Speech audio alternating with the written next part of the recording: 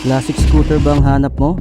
Elegant design, modern retro features, at very affordable 125cc scooter.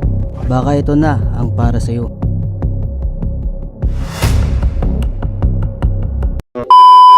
Hello everyone, ako nga pala si Cambanatics at tulad nyo, napakahilig ko rin sa motorsiklo. Kaya kung gusto nyo ng mga gantong contents ay like and follow nyo na ang aking mga social media pages. And I will be your guide para mahanap nyo ang motorsiklo na para sa inyo.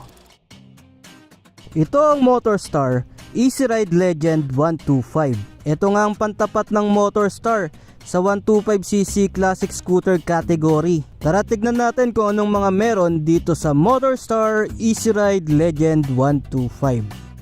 Unahin natin ang kanyang headlight. Ito naka round LED headlight na with daytime running light. Dito pa lang sa headlight pinapakita na talaga na modern classic itong Legend 125. Very classic ang round headlight, tapos modern naman yung LED with daytime running light. Sa front fairings naman niya, since classic ito, ay malapad yung kanyang front fairing. Sa ibaba ng headlight may emblem siya na Motorstar. Dito sa bandang gitna ay may decal siya na Motorstar na pa X at may Easy Ride 125 FI. Sa bandang gilid naman sa right side ay may pa-strip siya na decals na bumagay naman talaga dito sa design niya. Meron itong pa-oblong shape na turn signals, LED na nga rin yan. Dito rin sa gitna, sa taas ng kanyang fender ay may LED light na rin ito. Para rin siyang daytime running light. Hindi ganong kalakas yung ilaw niya pero padagdag siya sa design nitong Legend 125. Naka-telescopic fork ang front suspension nito at dahil classic itong Legend 125 ay malapad yung kanyang front fender. Naka-mag wheels nga rin itong Legend 125. Multi-spoke, 14 inches sa harapan, 12 inches naman ang sa likuran. With tubeless tires. Ang sukat ng front tire nito ay 1990 by 14 at sa rear tire naman ay 110/70 by 12. Sa braking system nitong Legend 125, ito ay naka disc brake sa harapan at drum brake naman ang likuran. Pumunta naman tayo sa manibela nito. Meron itong black round side mirrors para sa classic look. Meron na rin itong fully digital meter panel. Kumpleto na nga yan sa information. May clock, may tachometer, may speedometer, fuel gauge, trip meter at odometer. Ang ganda nga ng design ng RPM nito, parang runway siya. Sa left switch naman ito nariyan yung horn button, turn signal switch, beam switch at meron na nga rin itong pass light. Sa right switch naman nariyan yung electric start, headlight switch at yung engine kill switch. Malawak din yung legroom nito. Meron na rin itong USB port para sa device charging. Sa kabila naman naroon yung kanyang ignition key. Sa gitna meron din itong utility hook para sabitan ng mga pinamili. Malawak yung kanyang footboard, may cover pa na mat at may pinakatakip pa yung lagayan ng battery. Kaya siguradong hindi basta-basta mapapasukan ng tubig yung battery.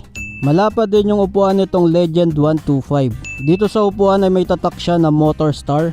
Ang bukasan ng upuan nito ay sa kanyang susian. Kapag binuksan nga ito ay narito yung kanyang fuel tank na may 8 liters capacity. Sa tingin ko guys, ito yung pinakamalaking fuel tank capacity sa mga classic scooter.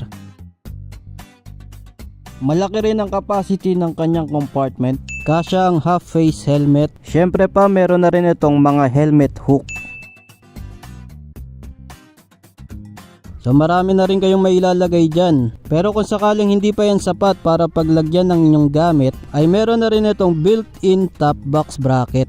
Lalagyan nyo na lang ng top box para sa additional storage. Malapad din ang body na itong Legend 125. At dahil nga dyan para siyang isang vintage na scooter. Meron nga itong mga decals. Syempre pa may 3D emblem din siya na Legend. Naka-classic muffler nga rin ito na naka-chrome heat guard. Sa kabilang side naroon naman yung kanyang air filter at yung kanyang crankcase. Maganda rin yung design ng kanyang footrest para sa pillion. Madagdag ko lang din na wala siyang kill switch sa kanyang side stand. So ang kill switch talaga nito ay nasa kanyang right switch. Sa likuran nito maganda rin yung design ng kanyang tail light na pa-oblong din at syempre pa ang kanyang turn signals. Sa ibaba naman yan naroon yung kanyang rear fender na merong reflectors sa magkabilang gilid for added visibility kapag gabi. Meron na rin siyang ilaw para sa plaka. Pumunta naman tayo sa specs ng engine nitong Easy Ride Legend 125. Ito ay single cylinder, single overhead cam, 4-stroke, 2 valves, at ang cooling system ay air-cooled. Ito ay may displacement na 123.8cc to be exact. Sa performance, ito ay may maximum power na 8 horsepower at 8,000 RPM at maximum torque na 8.3 Nm at 6,000 RPM. Ang ignition system ay ECU, ang starting ay electric, transmission ay CVT. At ito nga ay naka GY6 engine. Ito yung uri ng makina na napakadaling hanapan ng replacement parts. Pwede sa mga beginners of course.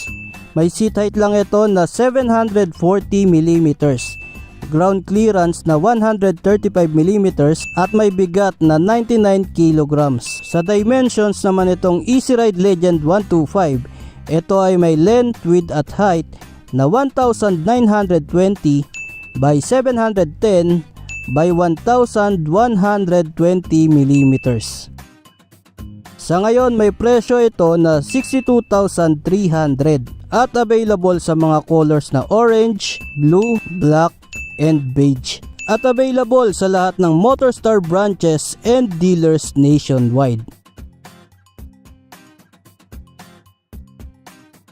At yan nga ang Easy Ride Legend 125. Nagustuhan nyo rin ba itong Easy Ride Legend 125? Comment your thoughts para dito sa Legend 125.